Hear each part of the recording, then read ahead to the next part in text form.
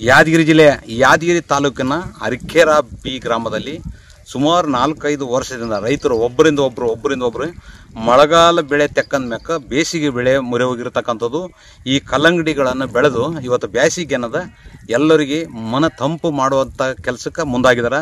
ವಿಶೇಷವಾಗಿ ನಮ್ಮ ಭಾಗದಲ್ಲಿ ಹೆಚ್ಚಿನ ಬಿಸಿಲು, ಈ ಬಿಸಿಲಿನ ತಾಪಕ್ಕಾಗಿ ಎಳೆನೀರು ಮತ್ತು ಕಲ್ಲಂಗಡಿ ಎಳ್ನೀರು ಕಲ್ಲಂಗಡಿ ತಂಪು ಪಾನೀಯ ಹೋಗ್ತಕ್ಕಂಥ ರೈತರಿಗೆ ಏನದಂದ್ರೆ ಇವತ್ತು ರೈತರು ಕಲ್ಲಂಗಡಿ ಬೆಳೆದು ವಿಶೇಷವಾಗಿ ರಂಜಾನ್ ದೊಡ್ಡ ಹಬ್ಬ, ಯುಗಾದಿ ದೊಡ್ಡ ಹಬ್ಬ, ಈ ಹಬ್ಬದಲ್ಲಿ ಏನದ ಈ ಕಲ್ಲಂಗಡಿ ಹಣ್ಣು ಪ್ರತಿಯೊಬ್ಬರು ಖರೀದಿ ಮಾಡಿ ಸೇವನೆ ಮಾಡ್ತಕ್ಕಂಥ ವ್ಯವಸ್ಥೆಗೆ ಮುಂದಾಗಿರ್ತಾರೆ. ರೈತ ಪ್ರತಿ ವರ್ಷದಂತೆ ಈ ವರ್ಷ ಕೂಡ ಅರಿಕೆರೆನಲ್ಲಿ ಸುಮಾರು 100 ಎಕರೆಗಿಂತ ಕಡಿಮೆ ಇಲ್ಲ, ಹೆಚ್ಚಿಗೆ ಅದ. ಸುಮಾರು 100 ಎಕರೆಗಿಂತ ಹೆಚ್ಚಿಗೆ ಬೆಳೀತಕ್ಕಂಥ ವ್ಯವಸ್ಥೆಗೆ ಮುಂದಾಗಿರ್ತಕ್ಕಂಥದ್ದು. ಇದು ಒಳ್ಳೆ ಬೆಳವಣಿಗೆ.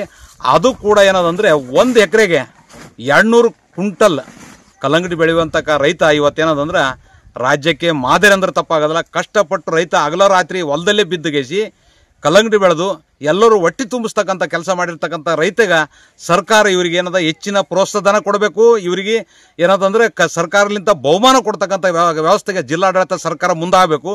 ಯಾವುದ್ಯಾವುದೋ ಕೆಲಸಕ್ಕೆ ಬರಲಾರ್ದ್ರಿಗೆ ಇವತ್ತು ಬಹುಮಾನ ಕೊಡ್ತಾರೆ. ಇದು ಹಗಲ ರಾತ್ರಿ ತಮ್ಮ ಹೆಂಡರು ಮಕ್ಕಳನ್ನು ಬಿಟ್ಟು ಹೊಲದಲ್ಲೇ ಬಿದ್ದು ಕಾಡಂದಿಗಳ ಹಾವಳಿಯನ್ನು ತಡೆದು ಇವತ್ತಿನ ದಿವಸ ಬೆಳೆ ಬೆಳೆದು ಜನರ ಹೊಟ್ಟೆ ತುಂಬಿಸ್ತಕ್ಕಂಥ ಕೆಲಸ ಮಾಡ್ತಕ್ಕಂಥ ರೈತರಿಗೆ ಇವತ್ತು ಸರ್ಕಾರಲಿಂದ ಉಚಿತವಾಗಿ ಬೀಜ ಮತ್ತು ವಿದ್ಯುತ್ ಸಂಪರ್ಕ ಮಾಡ್ತಕ್ಕಂಥ ವ್ಯವಸ್ಥೆಗೆ ಮುಂದಾಗಬೇಕು. ಮತ್ತು ಅವರಿಗೆ ಮಕ್ಕಳಿಗೆ ಕೂಡ ಶಿಕ್ಷಣದಲ್ಲಿ ಮುಂದೆ ತರ್ತಕ್ಕಂಥ ವ್ಯವಸ್ಥೆಗೆ ಸರ್ಕಾರ ಜಿಲ್ಲಾಡಳಿತ ಗುರುತಿಸಿ ಇವ್ರನ್ನ ಮುಂದೆ ಬರುವಂಥ ವ್ಯವಸ್ಥೆಗೆ ಮುಂದಾಗಬೇಕಂತಕ್ಕಂಥದ್ದು ನನ್ನ ಅಭಿಪ್ರಾಯ.